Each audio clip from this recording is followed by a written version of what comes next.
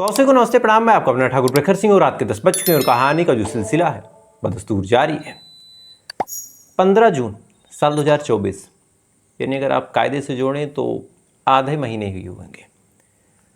हरिद्वार देवनगरी, तमाम लोग वहाँ दर्शन करने जाते हैं। इस वजह से बाहरी लोगों का अक्सर वहाँ आना जाना होता है।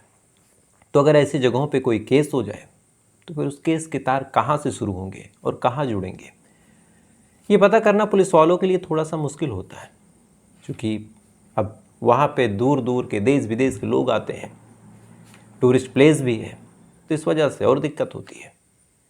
तो 15 जून को हरिद्वार में एक जगह लगती है सिडकुल, और इसी सिडकुल पुलिस के पास सुबह 8 बजे का वक्त रहा होगा जब एक फ़ोन जाता है।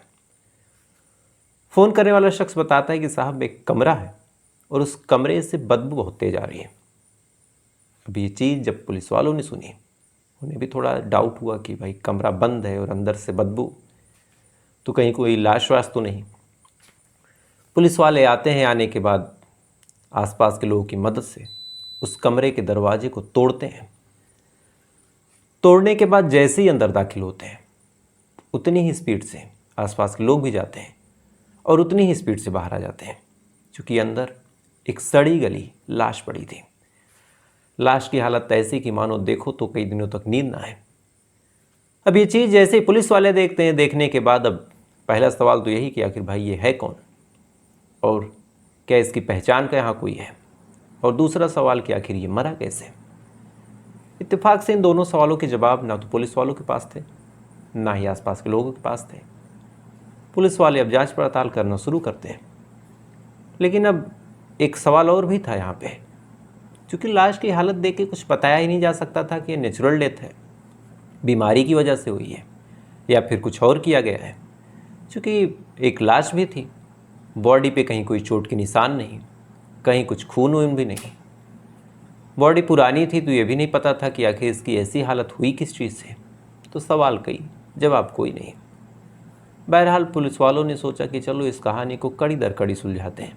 सबसे पहले पुलिस वालों ने बॉडी का पोस्टमार्टम करवाया, अपने कब्जे में लिया, पोस्टमार्टम करवाने के लिए भेजा।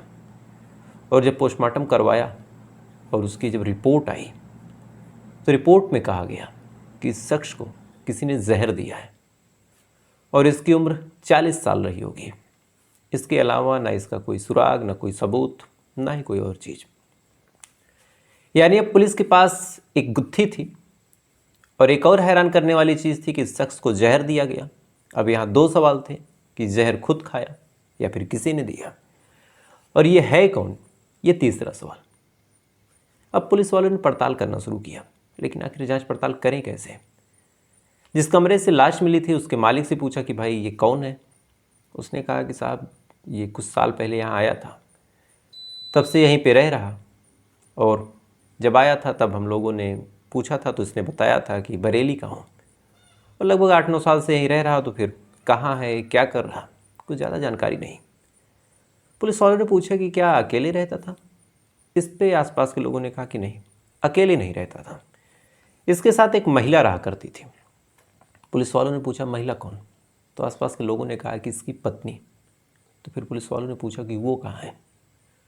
अब इस बार पड़ोसी खामोश थे, क्योंकि उनको भी नहीं पता था कि आखिर वो महिला कौन है और कहाँ गई। पुलिस वालों ने आसपास के लोगों से पूछा कि भाई क्या उसका कोई नंबर है, या फिर इस मरने वाले शख्स का कहीं कोई नंबर है। किसी के पास ना ही कोई नंबर था, ना ही उस महिला के बारे में कोई जानकारी थी। महिला कहाँ से आई थी, कहाँ गई, किसी को कुछ पता नहीं। यानी अब तमाम तफ्तीश, तमाम छानबीन पुलिस को अपने हिसाब से करनी पड़ी। पुलिस वालों ने सबसे पहले आसपास के इलाकों के CCTV के कैमरे को खंगाला कि भाई चलो वही देखो कुछ मिल जाए।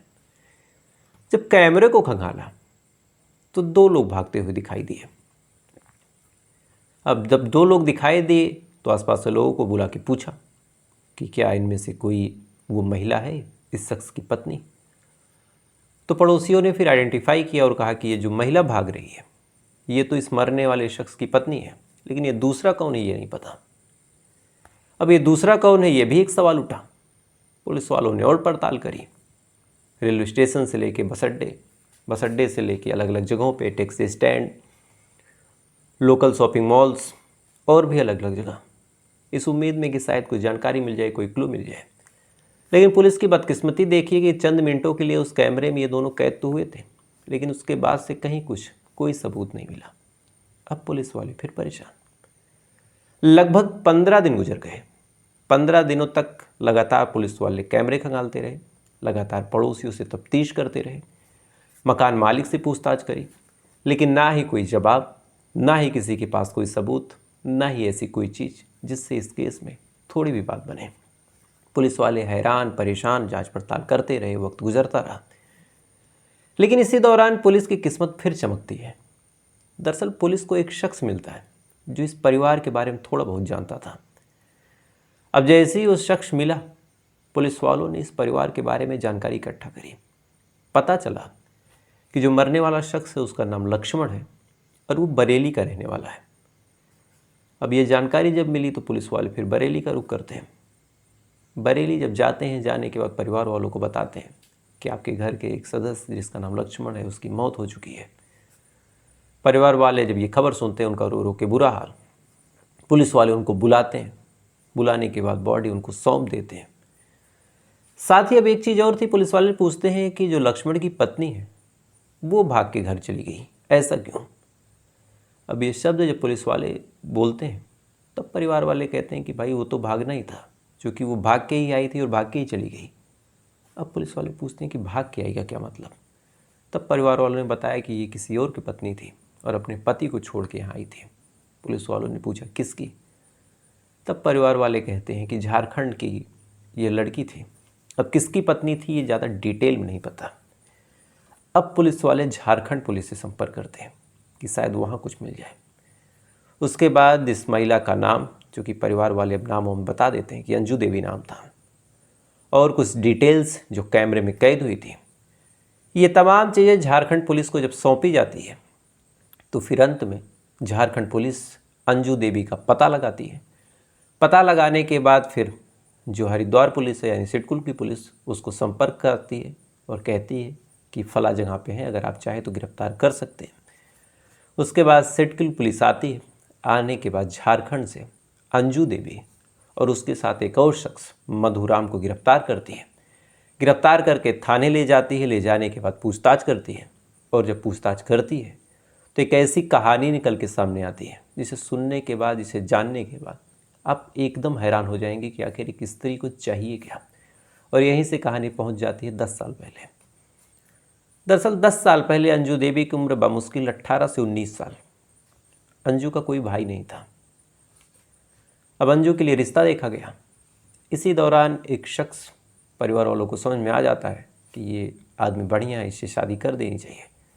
तो फिर परिवार वालों ने उसी से अंजू देवी की शादी कर दी, और उसका नाम था मधुराम। मधुराम से शादी की। शादी करने के बाद शादीशुदा ज़िंदगी भी आगे बढ़ी, तमाम चीज़ें बिल्कुल ठीक। एक बेटा हो गया।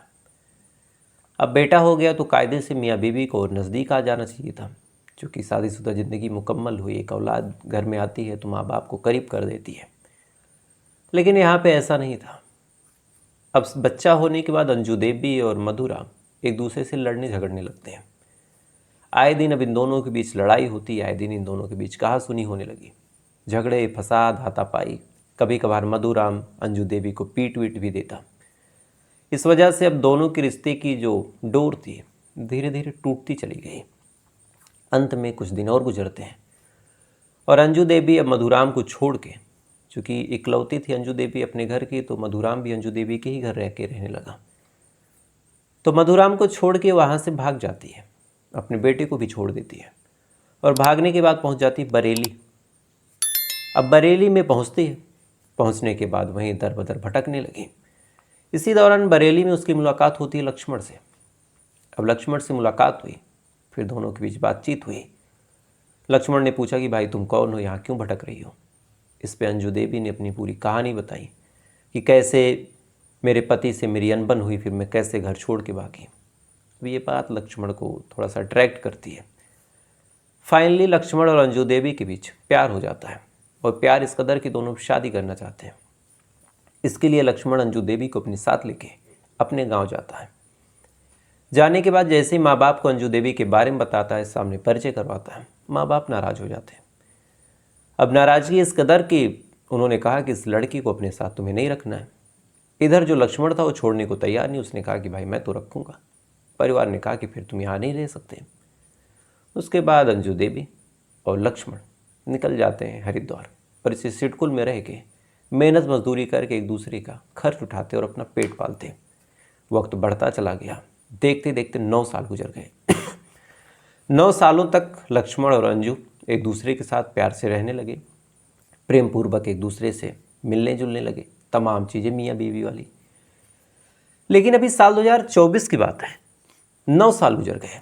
पुराने रिश्ते से अंजू ऊपर उठ चुकी थी, कुछ खबर नहीं कि पति कहाँ है, बच्चा कहाँ है।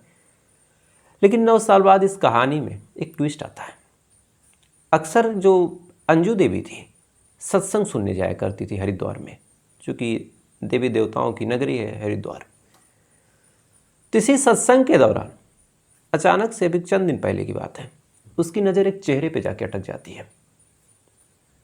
चूँकि वो शख्स भी वहाँ पे सत्संग सुनने आया था। उस चेहरे को बार बार अंजू देवी देखती, वो चेहरा भी अंजू देवी को बार बार देखता। दोनों ही ऐसा लग रहा था कि एक दूसरे को पहचान रहे, जान रहे। एक बच्चे को भी अंजू देवी बार बार घूर के देखती। अंत में अंजू देवी ने हिम्मत करके उस शख्स से पूछा कि आप कौन हैं। उस पर सामने वाला शख्स बताता है कि मेरा नाम मधुराम है और मैं झारखंड से आया हूँ। यानी वही मधुराम जो अंजू देवी का पति था। अब ये शब्द जब अंजू देवी सुनती है तो एक बैग उसके सामने 9 साल पुराना उसका पास्ट खड़ा था, उसका पति, और गोद में वो 8 साल का बच्चा। दोनों एक दूसरे को देखते हैं, हालचाल लेते हैं, फिर बातचीत करते हैं। अपने बच्चे को देख के अंजू देवी भाव विभोर हो जाती है। पति को भी देख के वो रोने लगती है कि पति भी बदल गया। पूछा कि क्या तुमने दूसरी शादी की? पति ने इनकार कर दिया, कहा कि नहीं, तब से तुम्हारे माँ बाप की मैं सेवा ही कर रहा हूँ। ये तमाम चीज़ें जब अंजू देवी सुनती है तो सुनने के बाद कहती है कि अब तो मुझे तुम्हारे साथ रहना है, क्योंकि अगर तुम 9 सालों तक मेरे बिना किसी और को नहीं अपनाए तो फिर तुम्हारे जैसा कोई नहीं। लेकिन सवाल ये था कि लक्ष्मण का क्या, क्योंकि 9 सालों से उसके साथ तो वो रह रही थी। तो फिर ये हुआ कि लक्ष्मण से पीछा छुड़ाया जाए। तो पीछा कैसे छुड़ाया जाए? तो अंजू देवी आए दिन आके अब लक्ष्मण के पास रहने लगी और रहने के दौरान अब आए दिन उससे झगड़ा करती, कभी किसी बात पे, कभी किसी बात पे, कभी किसी बात पे, कि शायद लड़ाई झगड़ा कर दे और फिर इससे पीछा छूटे। लेकिन जो लक्ष्मण था किसी भी बात को लेकर लड़ता ही नहीं था ज़्यादा। अगर उसकी गलती भी हो तब भी सॉरी बोल दे, अंजू की गलती हो तो भी वही सॉरी बोले। तो ऐसे हाल में फिर अंजू देवी को लगा कि इससे पीछा कैसे छुड़ाए। एक बार दिमाग में आया कि यहाँ से भाग चलते, लेकिन फिर सवाल कि कहीं फिर वो आके घर पे ना खड़ा हो जाए, चूँकि घर का एड्रेस और तमाम चीज़ें मैंने 9 सालों में बता दी हैं। तो फिर उसने कहा कि एक काम करते हैं, इसको मार ही देते हैं। तो मारे कैसे? तो फिर एक प्लान बना। इस प्लान में उसकी मदद करता है मधुराम। जहर लिया जाता है। फिर फाइनली 14 तारीख को या फिर 13 तारीख को जब खाना खाने लक्ष्मण और अंजू देवी बैठते हैं तो फिर खाने में अंजू देवी उसके जहर मिला देती है। जहर मिलाने की वजह से रात भर लक्ष्मण तड़पता रहता है। तड़पने के बाद दम तोड़ देता है और जब अंजू देवी को पुख्ता यकीन हो जाता है कि लक्ष्मण मर चुका तो फिर वो घर से निकलती है। बाहर उसे मधुराम रिसीव करता है। उसके बाद मधुराम, अंजू और वो 8 साल का बच्चा दोनों वहाँ से चले जाते हैं। जाने के बाद पहुँच जाते हैं झारखंड और अपनी नई ज़िंदगी शुरू कर देते हैं, इस बात को भूल के कि एक ऐसे इंसान को उन्होंने मार दिया जो 9 सालों तक बिना किसी स्वार्थ के अंजू देवी को अपने पास रख रहा था। तो फिर सही कहा गया है कि त्रिया चरित्र पुरुषस्थ भागम, इनको कोई नहीं जान सकता। तो अंजू देवी पहले तो एक पति से भागती है, एक शख्स से मिलती है। मिलने के बाद फिर वही अंजू देवी अपने पति के साथ 9 साल से जिसके साथ रह रही उसके खाने में जहर दे के मार सकती है। तो फिर ऐसे इंसान के बारे में, फिर ऐसे रिश्तों के बारे में, ऐसे प्रेम के बारे में आज के टाइम में क्या ही कहा जाए। फिलहाल अंजू देवी और मधुराम को गिरफ्तार कर लिया गया है। अब इनके खिलाफ उचित कार्रवाई की जाएगी। अब क्या कार्रवाई होनी चाहिए ये मैं आपसे पूछूंगा, क्योंकि यहाँ कत्ल एक इंसान का नहीं हुआ, एक रिश्ते का हुआ, एक प्यार के हुआ, एक भरोसे का हुआ। जो लक्ष्मण बिना किसी सवाल के, बिना किसी डाउट के उसी अंजू देवी को अपने पास रख रहा था, फाइनली वही अंजू देवी उसी लक्ष्मण को इस तरह से मार देती है। तो फिर क्या कहा जाए। तो फिलहाल ये थी पूरी कहानी। उम्मीद है कहानी से आपने कुछ सीखा होगा, कुछ जाना होगा क्या जाना, कमेंट कर देना। और साथ ही ऐसे वीडियो के लिए वीडियो को लाइक करके, चैनल को सब्सक्राइब करके अपना प्यार जरूर दीजिएगा। तो आपसे कल फिर मुलाकात होगी किसी दूसरी कहानी के साथ। तब तक अच्छे रहिएगा, खुश रहिएगा, अपना ख्याल रखिए, अपने देश का ख्याल रखिए, सावधान रहिए, सतर्क रहिए। जय हिंद, वंदे मातरम।